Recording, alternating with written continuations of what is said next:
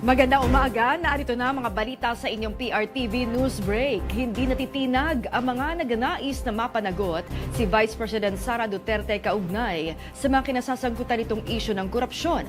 Ayon yan kay University of the Philippines College of Law Senior Lecturer, Attorney Amando Ligutan sa panayam sa Arangkada Balita.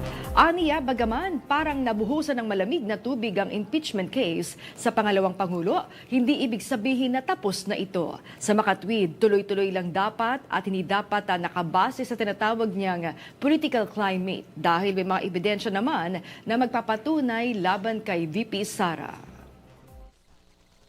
Pero at the end of the day, do you think that is reason enough for the complainants not to file impeachment complaint? Hindi naman. Kasi yung mission, yung objective, yung aim ng mga grupo na gustong papanagutin yung Vice President, hindi naman dependent yan sa political climate. Kasi dapat jack sa kanya yung accountability, the demand for public accountability should be a priority ng House of Representatives no matter the political climate they are in.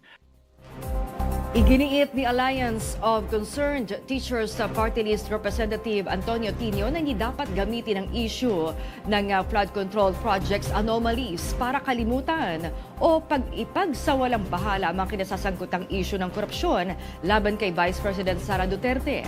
Sa panayam sa Arangkada Balita, sinabi ni Tino na ang pahayag ni Navota sa Congressman Toby Tiangco na hindi niya susuportahan ng impeachment hanggat walang nahuhuling big fish sa flood control projects anomalies ay isang obvious na linya ng mga taga-suporta ng pangalawang Pangulo.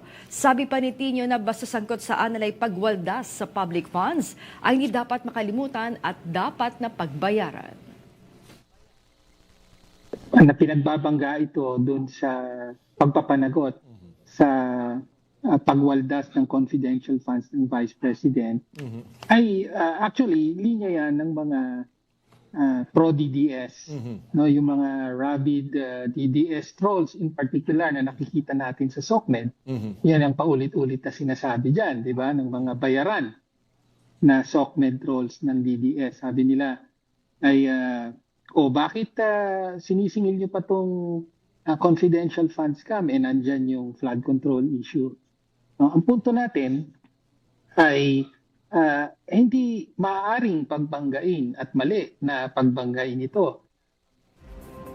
Samantala, naghain ng blotter si Palace Press Officer Undersecretary Claire Castro sa National Bureau of Investigation kaugnay sa natanggap niya nga pagbabanta umano online. Personal na nagpunta si Yusek Castro sa NBI para i-report ang pagbabantang natanggap umano niya mula sa isang Facebook page. Sa video mula sa kanyang tanggapan, sinabi ni Yusek Castro na kailangan niya nga gawa ng pagkilos ang tila pagbabanta sa kanya mula sa isang Facebook page na may profile na Luminous Trixie Cruz Angeles and Ahmed Paglinawa noong 2 ng Enero. Dagdag ni Yusek Castro, kailangan niyang i-report ang nangyari para mabigyan ng pansin ang umunay mga tao nagpapalutang ng ganoong klase ng pagbabanta sa kanya. Posibleng pagtatayo ng isang data center sa Laguna, natalakay sa pagpupulong ng Pangulong Ferdinand R. Marcos Jr. sa ilang top digital executives sa UAE. Habang kauna-unahang free trade agreement ng Pilipinas sa isang bansa sa Middle East, pinirmahan na. Alamin natin yan sa report ni Christian Bascones. Christian.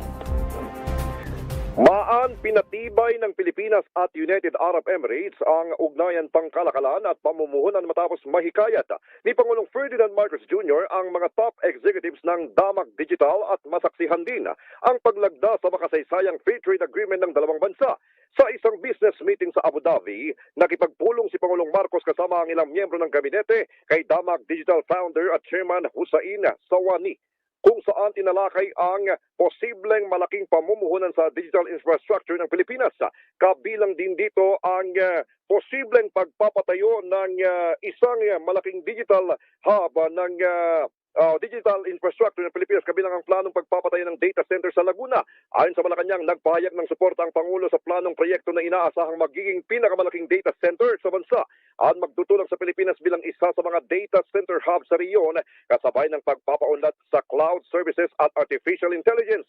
Kasabay nito, sinaksihan din ni Pangulong Marcos at UAE President Sheikh Mohammed bin Zayed ang paglagda sa Comprehensive Economic Partnership Agreement o CEPA, ang kauna-unahang free trade agreement ng Pilipinas sa isang bansa sa gitnang silangang Asya sa pagpapatuloy ito ng Abu Dhabi Sustainability Week 2026 Summit.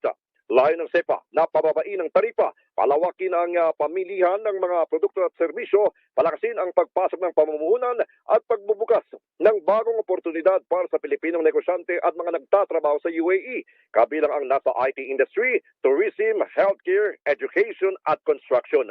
Inaasahang makikinabang ang Pilipinas sa mga ine-export na produkto tulad ng saging, pinya, delatang tuna, electronics at makinarya, lalo na't umabot sa halos $1.83 billion ang kalakalan ng Pilipinas at UAE noong 2024, kung saan ang UAE ay isa sa pinakamalaking trade partner ng bansa sa Middle East. Matapos ang paglagda ng kasunduan, muling nagpulong ang Pangulo kasama ang Presidente ng UAE para sa malinaw na direksyon ng mas pinalalim na ugnayan ng Manila at Abu Dhabi sa larangan ng kalakalan, pamumuhunan, ang enerhiya, inobasyon at digital development. Yan muna ang ulat mula sa Malacanang. Balik sa iyo, Maan. Maraming salamat sa iyo, Christian Bascones. At yan ang mga balita na kalap ng inyong PRTV News Break. Live kami sa Free-to-Air, Beam Channel 31, Signal Channel 31 at sa YouTube. Tumutok din sa aming social media accounts sa Instagram, Facebook at TikTok sa @PRTV Prime Media. Ako po si Maan Makapagal. Magandang umaga.